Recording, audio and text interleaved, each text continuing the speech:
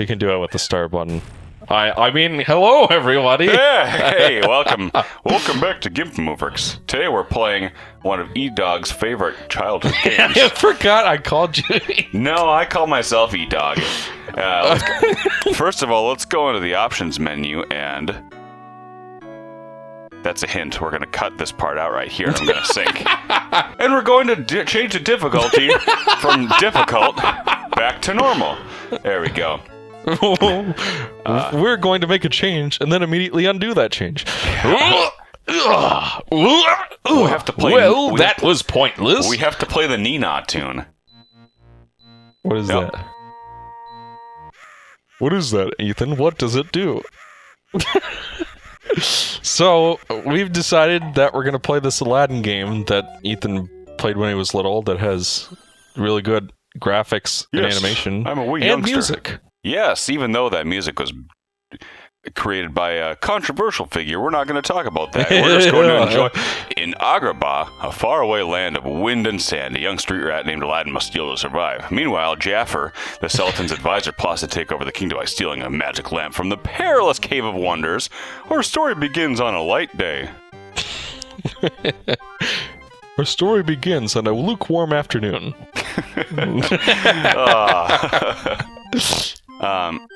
Jafar, haven't you found him yet? How much longer do I gotta keep running on this thing? I've kept my PS4 poo on this whole time. You voice that. Quiet, Iago. I must know who can enter the Cave of Wonders. That's never mind. A young thief. We must extend him an invitation to the palace. Now we're going to the Agrabah market. This is the Nina tune right here. Oh. Alright, so we're playing this game. Right down here, we have the life meter. Up there, we got the, that smoke coming out of the lamp is the genie. No, it's not the, what What are you talking about? It's the life meter. And then I have some crapples down there. As you can see, I have got 10 crapples at the moment. My favorite thing is this. Every time you hit them, they go. They go. Oh! Fuck you. Woohoo! Yeah, no. So this is one of the. So I grew up with a Serga Gernesirus.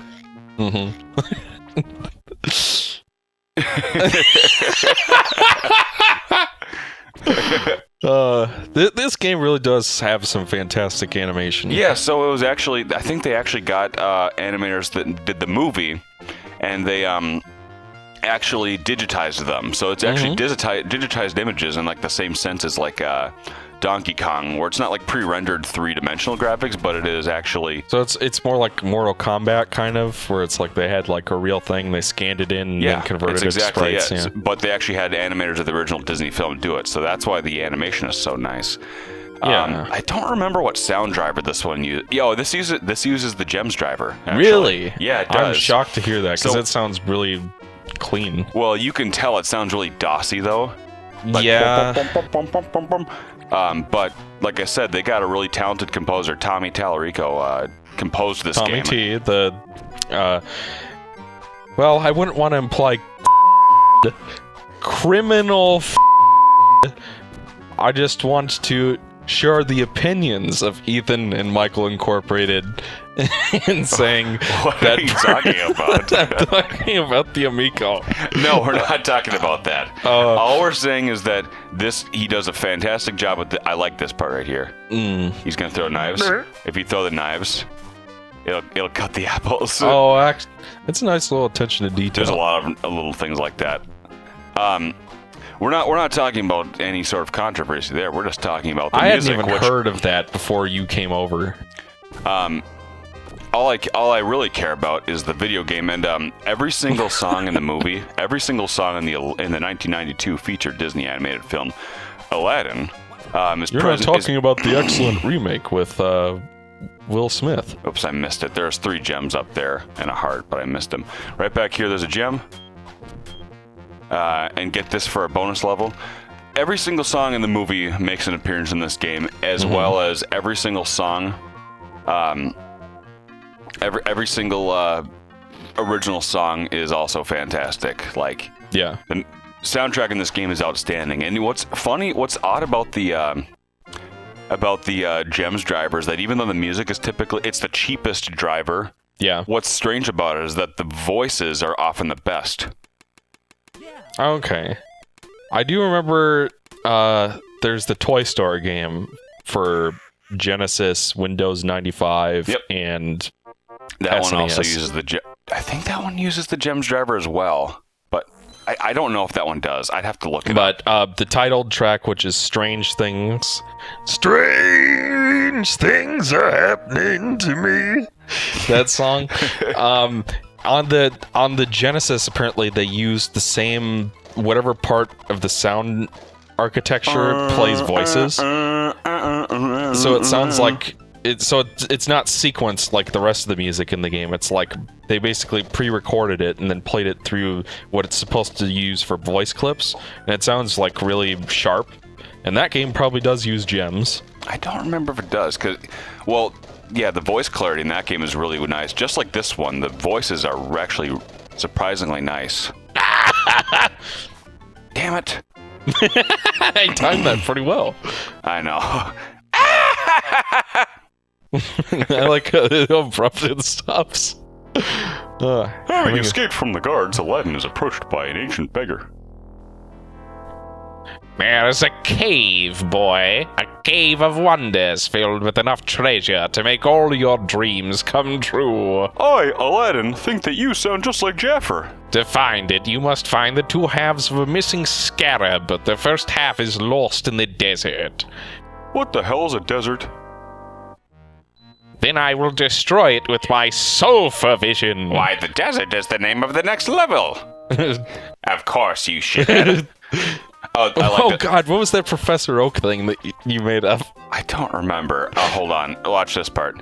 If you get the apple off this palm tree and go back to the left, there's a 1-up. What? How would anybody think to do that? What's that? Because I know there's the other Easter egg with the Mickey Mouse ears. That's a little bit... That's like... I mean, that one's cute, and you're more likely to think of it without looking it up on the internet. I know. I like how there's dinosaurs here. Yeah. Like, what's funny, because there's so many little jokes in this game like this. You have to go right about here. There you go. Extra life. If you make it look like he's wearing the ears.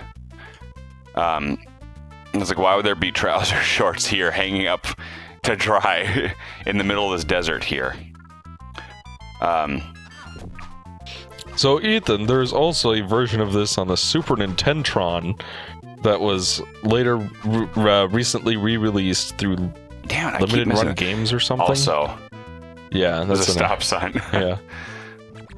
So I own both of the Sega Genesir as well as the Super Nintendo Oni versions of this video game.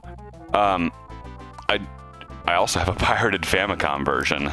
Oh, yeah. It's just they took the Super Nintendo version and then they downgraded it into a Famicom 8-bit game, and it's how much sucks. money do people actually make off of that shit?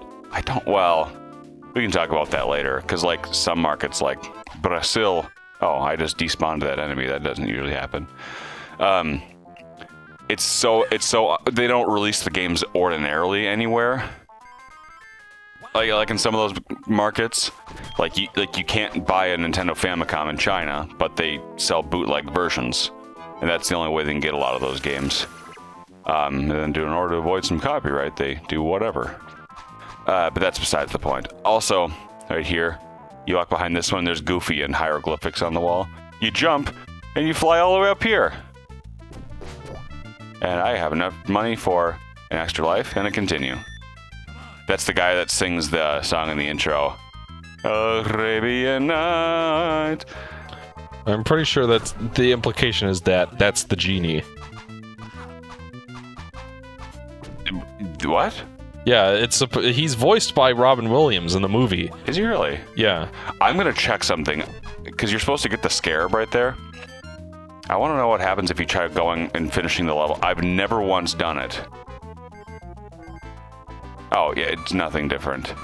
I thought that bad guy would be there, like trying to halt your progress forward, but apparently not.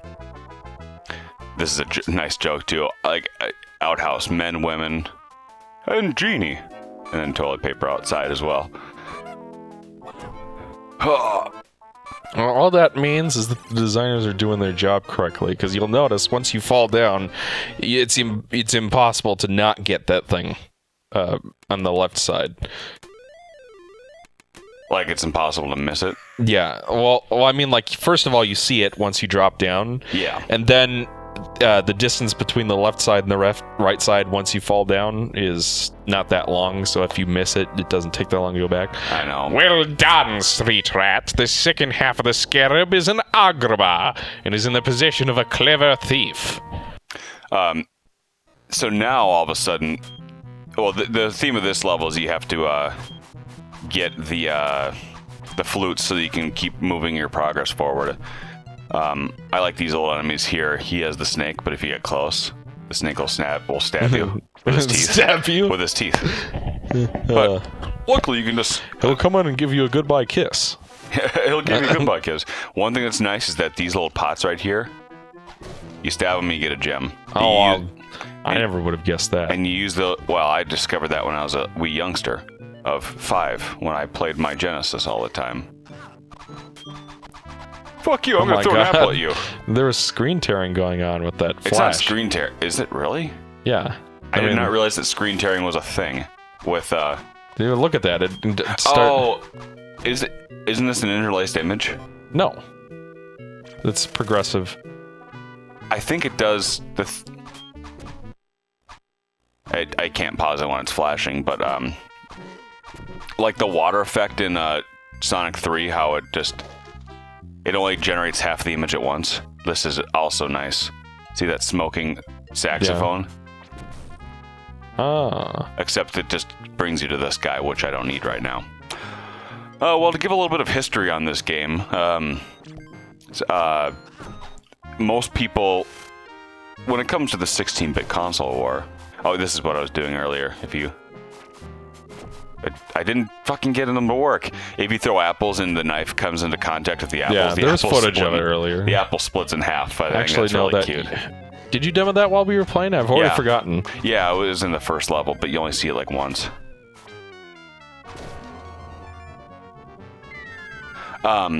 Most people typically believe that the Super Nintendo won the console war. I personally do as well. And that in most cases, if there's a multi-ported game, the Super Nintendo version was typically the better version. There are exceptions, of course, but this is one of the rare instances of a game in which the Super Nintendo and the Sega Genesis version are completely different, are entirely different games. And this one was made by Virgin Interactive. But everybody who was alive in the early 90s remembers that Capcom had the exclusive rights to make all of Disney properties into video games. So every Disney game that was on a Nintendo console, whether it be the NES or Super NES, was handled by Capcom, and most of them are really good. Yeah, like DuckTales, Chip 'n Dale, Rescue Rangers. Exactly, but by 1993, Nintendo didn't hold the exclusivity right anymore, where they had, like, if you released a game for the Nintendo console, that title could only appear on a Nintendo console for 2 years. That's gone. That was gone at this point. Which was anti-consumer and stuff to begin with. So, that's the clever thief. I take it. Yeah. Well, I screwed up my. Is that guy in the movie? I don't think so. Yeah, he is. He's I think his name's Hakim or something. He's the one who steps down into the Cave of Wonders first, and then he's like, "You are not the chosen one," and then he sucks him out, and then he dies. Okay. He's dead, Michael. He's dead. Have some respect. This is one of the only boss fights in the game. Jim, I'm a doctor, not a bricklayer. Listen to the audio. Listen to him go. Urgh. This is really easy. You just have to hit him with 10 apples, and then he miraculously explodes. In an explosion when he dies. Oh no, I forgot about my gas leak. Oh no, somebody put a cork in my butthole.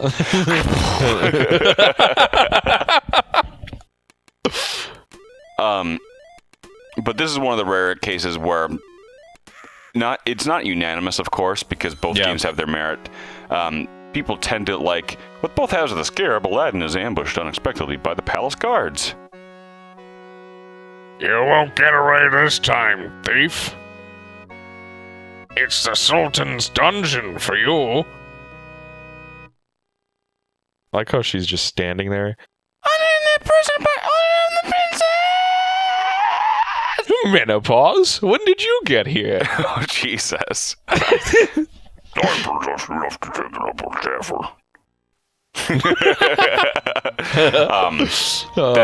the intro, the first song of the movie finally plays here, which makes sense because it's the saddest song, and this is the only stage that takes place at night. Let's see here. I like how they let him keep his sword in the dungeon. Yeah, I know, but I also like how there are guards inside the dungeon trying to kill you still when you're already captured. This level is a little bit notorious. First of all, I like these skeletons. They'll explode. Some of these bricks don't have correct collision detection on them, so you'll just fall through a lot of them. Oh, kind of reminds me of that level from Bart versus the This World. one right here. Except I'm not to toot my own horn or toot my own butt, if you will. Not to yank my own cock. I'm pretty good at not falling through them. But there are a couple of bricks that are totally screwed up. Sorry, I keep starting my stories and then forgetting to finish them. So both Sega Genesir and Super Nintendo Oid. Genesis game was by Virgin Interactive, which don't nearly have quite the track record as Capcom, of course. But this game is they really went all out on this one, and it's really I wouldn't call it unique by any means, but I would call it a really nice experience. It's actually, I think, the third best-selling game on the system, or one of the top 10 for sure. I think Mortal Kombat might have sold more, and Sonic 1 and 2, of course, but this game sold better than Sonic 3. Oh, look at this. If you don't go up to him, it'll only go... He'll just stop, he's waiting for you. But we're not going to go see him. We're just going to skip. I think Mortal Kombat sold better, but it's one of the best-selling games on the console. A game based on Aladdin. I know, but it's genuinely a really good platformer, a really good game. But the argument for those people that do still enjoy the Super Nintendo version say that, when does he have a sword in the movie? He's just giving him a sword in this game. What the fuck does that matter? I know, it's more of a traditional platformer this way. I think if I recall correctly, in the other version, you can only throw apples at people. You can only throw apples and you can jump on them. Okay. Or here you have to slash them with the sword, or throw apples on them, or some other things. But this game has much better animation, much better colors too.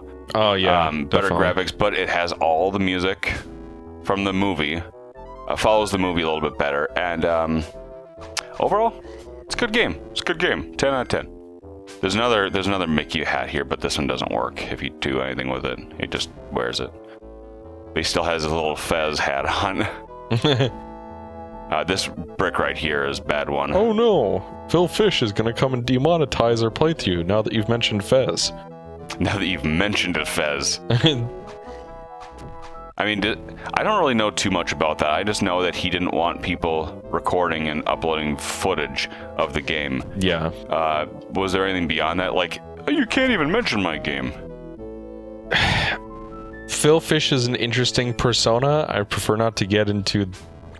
Because he got into some more trouble later on, but I prefer not to talk about that. I'll not talk about that. I like how there's just an exit with an exit sign. That's the joke, is that there's this huge sign that says exit. Damn it. Let's see here. Give me the scarab, street rat, and I will show you the way to the Cave of Wonders. The Cave of Wonders? Is that for me? You shouldn't have. Go on, boy. Take nothing but the lamp and you can return for the treasure.